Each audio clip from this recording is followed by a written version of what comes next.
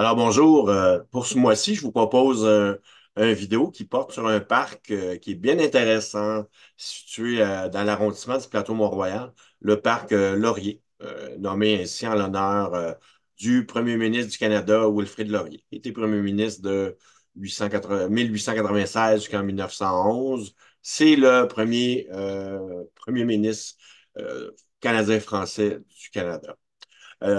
Le parc il est intéressant, le parc Laurier, car c'est une ancienne carrière. Vous savez, l'histoire de Montréal, ben, l'histoire débute dans la vieille ville et dans le vieux Montréal. À l'extérieur, on retrouvait les choses qui étaient un peu des nuisances, comme les carrières et aussi les tanneries.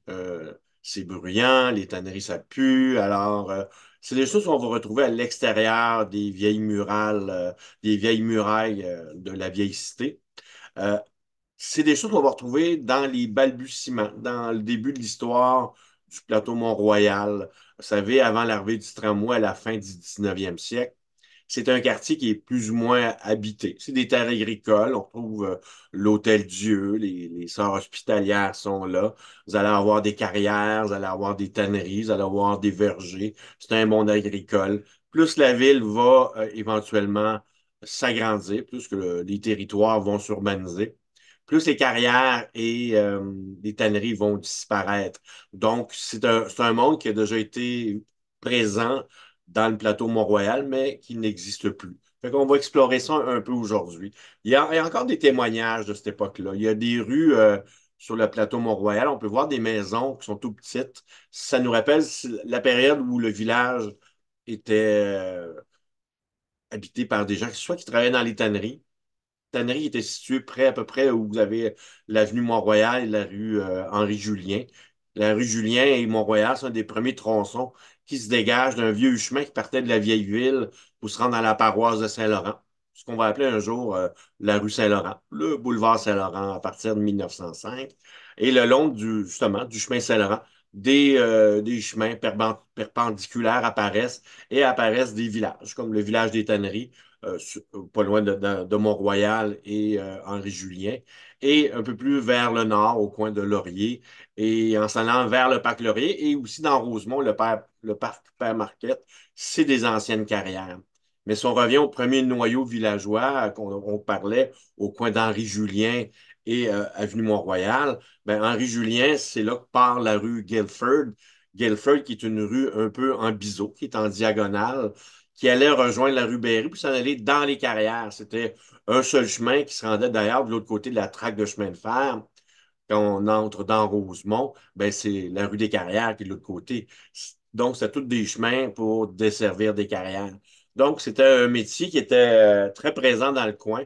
Donc, on trouve des maisons qui sont petites, qui nous rappellent probablement cette période-là d'histoire où les gens habitent des petites maisons qu'on aurait pu retrouver à l'époque des faubourgs, c'est-à-dire dans le secteur en bas de la rue Sherbrooke et entre le Vieux-Montréal et la côte de la rue Sherbrooke, ce qu'on appelait les faubourgs où la classe populaire va s'installer.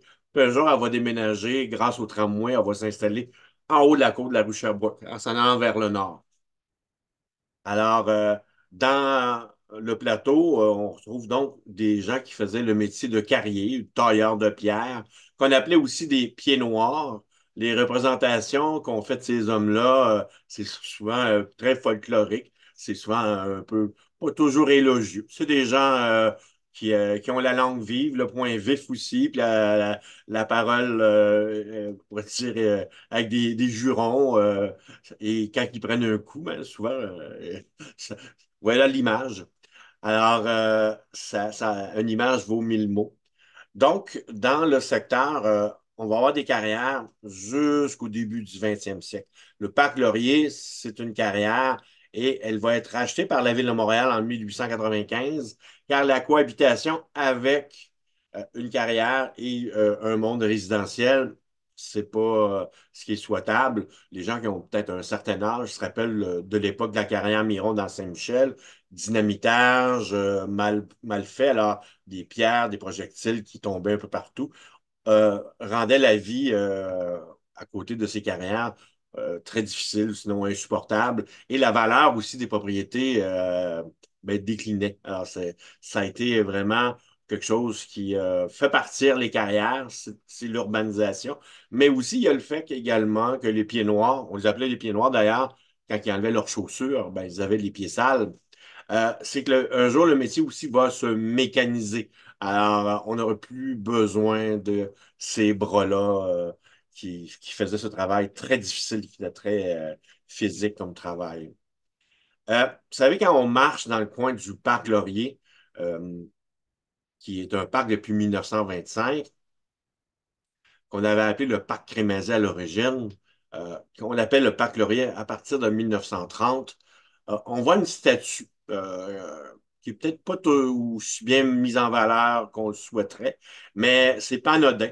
C'est une statue qui est à l'angle de Laurier et Christophe Colomb. On a vu la statue est dans l'entrée du parc. C'est une statue, un buste en fait de Isabelle la catholique. Alors, et Isabelle la catholique, elle a supporté qui autrefois? Je vous ai parlé de la rue Christophe Colomb. Alors, c'est la reine de Castille et d'Aragon. C'est elle qui soutient les voyages de Christophe Colomb pour le Nouveau Monde. Donc, c'est pas anodin que ce buste se retrouve à cet endroit. C'est un bus qui est installé à cet endroit depuis 1958 ou 59. Dans certains documents, j'ai vu 58 et sur la plaque, c'est écrit 59. J'ai l'impression que l'œuvre a été réalisée en 58, mais l'inauguration a été faite en 1959. Vous savez, le parc, quand il est ouvert, c'est vraiment à partir des années 30, lors de la période de la crise économique, qu'on va voir des travaux d'embellissement du parc. Plantation d'arbres, construction d'un chalet, un centre culturel. C'est plus qu'un chalet, c'est un centre culturel. Il y a des activités, il y a des conférences qui se donnent là-dedans. Alors, en arrière, il y a toutes sortes de terrains de jeu. Cette politique d'embellissement-là apparaît pour créer de l'emploi suite à la crise économique. Beaucoup de choses à Montréal sont construites dans un programme de travaux publics. On va construire des bâtiments comme le parc du chalet du Mont-Royal, entre autres, et les toilettes qu'on trouve publiques, ce qu'on appelle les Vespasiennes, qu'on retrouve dans plusieurs parcs à Montréal. Tout ça dans les années 30 pour contrer les effets du chômage. Alors, dans l'arrondissement, le conseiller municipal qui est en arrière de tout ça, c'est un dénommé Jean-Marie Savignac.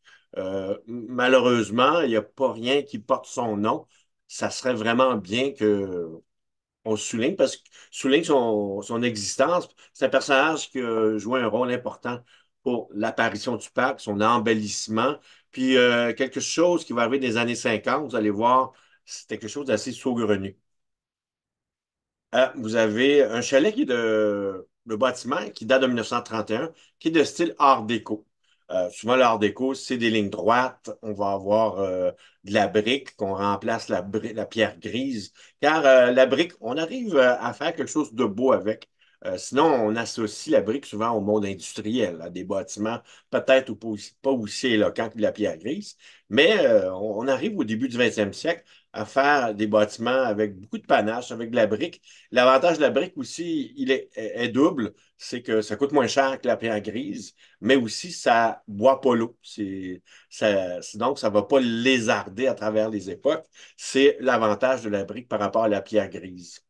Alors, sur le bâtiment, on voit toutes sortes d'appliqués, de bas-reliefs qui nous représentent des enfants en train de jouer. Là, j'ai la face qui colle, qui cache un peu cet enfant-là. Si je bouge ma face un peu, je vais revenir.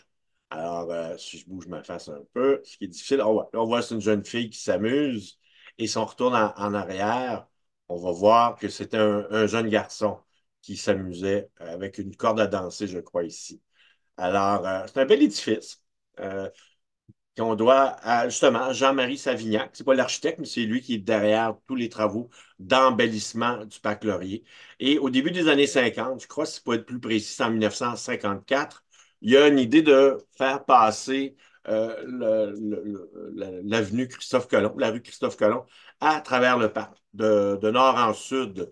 Alors, c'est l'époque où c'est l'après-guerre, l'Amérique du Nord, c'est l'automobile, c'est la victoire de l'autoroute, de la voiture. C'est, c'est la réponse pour amener la prospérité, et c'est ça qu'on croit. Mais M. Savignac, lui, va s'opposer à ce projet-là. Il va mener une longue bataille qui va finir par remporter. Alors, il va protéger l'intégrité du parc Laurier. Fait qu'on lui doit ce beau parc.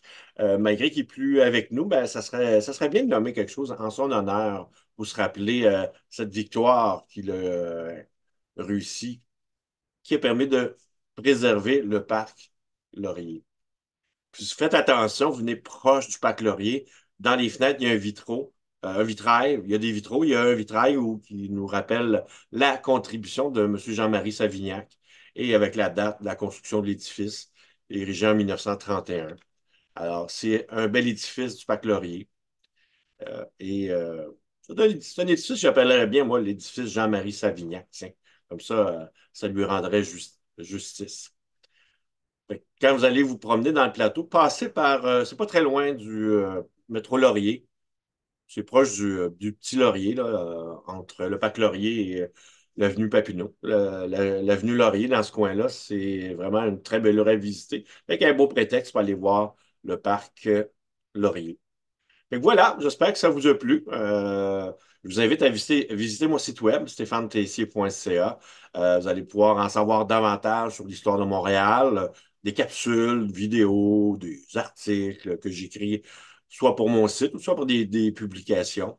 Et aussi mon calendrier de visites guidées et aussi de conférences et même parfois de spectacles de contes et de légendes. Alors, ben, j'espère que ça vous a plu. À bientôt.